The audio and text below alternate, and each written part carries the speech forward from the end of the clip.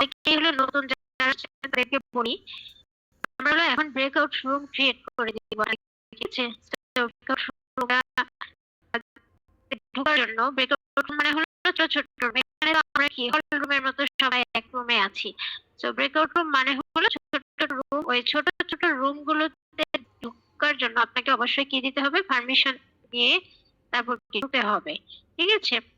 তো দেখেন সবার কাছে এখন হলো একটা মেসেজ যাবে, ওই মেসেজের জয়েন অপশনটাতে আমরা এখন ক্লিক করব, ঠিক আছে? মেসেজের জয়েন অপশনটাতে ক্লিক করে আমরা ব্রেকআউট রুমটাতে ঢুকবো।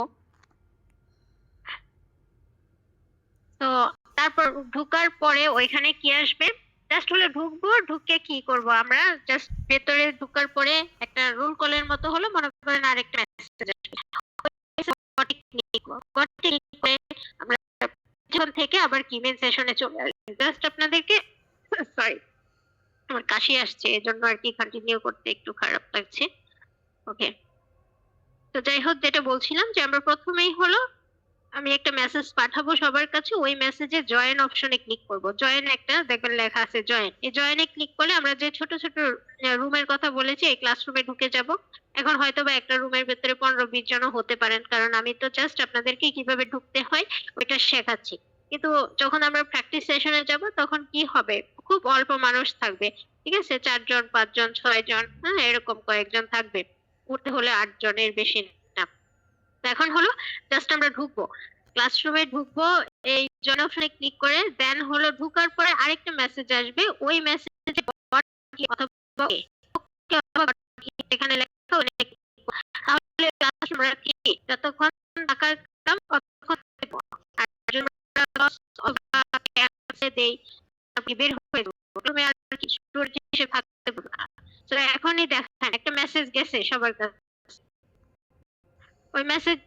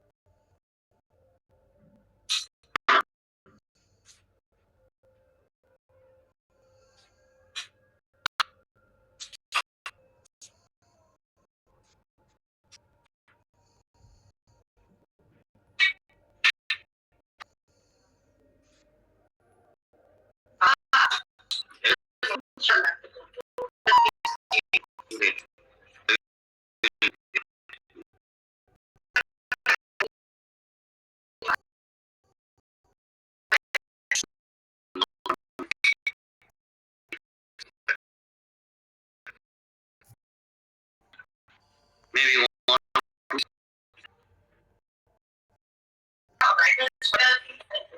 too much expensive. So